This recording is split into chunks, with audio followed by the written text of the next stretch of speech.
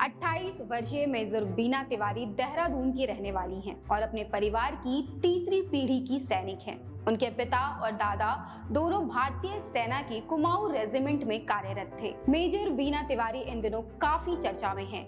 दरअसल मेजर तिवारी देश में भूकंप के बाद तुर्की में राहत और बचाव कार्य में सहायता के लिए भारत सरकार द्वारा भेजी गई 99 सदस्यीय चिकित्सा टीम का हिस्सा थी। भारतीय सेना द्वारा तुर्की के पैराफील्ड अस्पताल से ट्विटर पर पोस्ट किए जाने के बाद उनकी तस्वीर वायरल हो गई। नमस्कार, मेरा नाम अपराजिता सिंह है और आप देख रहे हैं इंडिया सेंटिनल्स।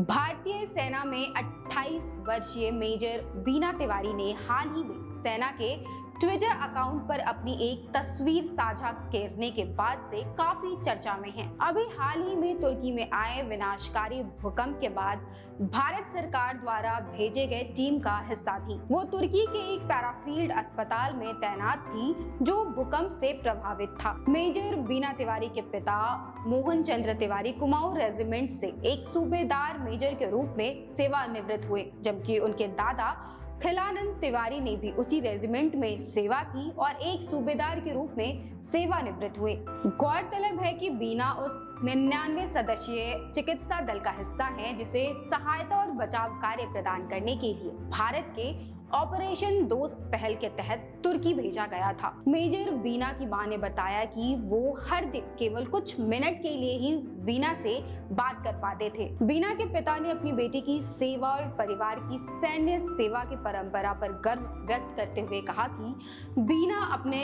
मिशन की चुनौतियों का बहादुरी और गरिमा के साथ सामना कर रही हैं। भूकंप से त्रस्त तुर्की में करीब 3500 से अधिक रोगियों को चिकित्सा सहायता प्रदान करने के 12 दिनों के बाद ऑपरेशन दोस्त के तहत तैनात भारतीय सेना की चिकित्सा टीम भारत वापस लौट आई है। इस केंद्रन हटे में टीम ने 30 बेड वाले फील्ड अस्पताल को सफलतापूर्वक चलाया, जिसमें 24 घंटे लगभग 4000 रोगियों की देखभाल की गई।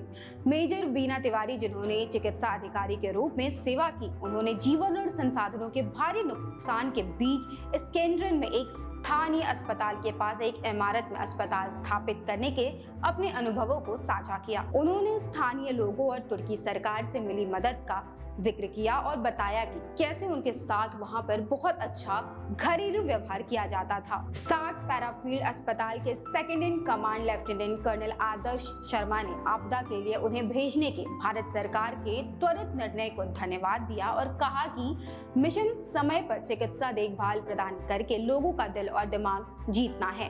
लेफ्टिनेंट कर्नल शर्मा ने बताया कि आदेश मिलने के बाद 8 से 10 घंटे के भीतर मिशन को गति दी गई और टीम 8 फरवरी की सुबह तुर्की के अदाना हवाई अड्डे पर पहुंची। वहां से भारतीय चिकित्सा दल ने स्केंड्रन में अपना फील्ड अस्पताल स्थापित किया और चिकित्सा सहायता प्रदान की। इस दौरान 3600 से अधिक मरीजों को चिकित्सा और देखभाल मुहैया कराई गई और मरीज भारत और उनकी टीम के बहुत आभारी थे। गौरतलब है कि भारत तुर्की और सीरिया में खोज और बचाव कार्यों का जवाब देने वाले पहले देशों में से एक था और भारत सरकार ने ऑपरेशन दोस्त के तहत भारतीय सेना के सहयोग से बड़ी मात्रा में राहत सामग्री और विशेष खोज और बचाव दल भेजे। तुर्की और सीरिया के बुरी तरीके से प्रभावित क्षेत्रों में एक मोबाइल अस्पताल और 250 सैन्य कर्मियों के साथ एक एनडीआरएफ की 3 आत्मनिर्भर टीमों और विशेष वाहनों और अन्य आपूर्तियों को भी तैनात किया गया था।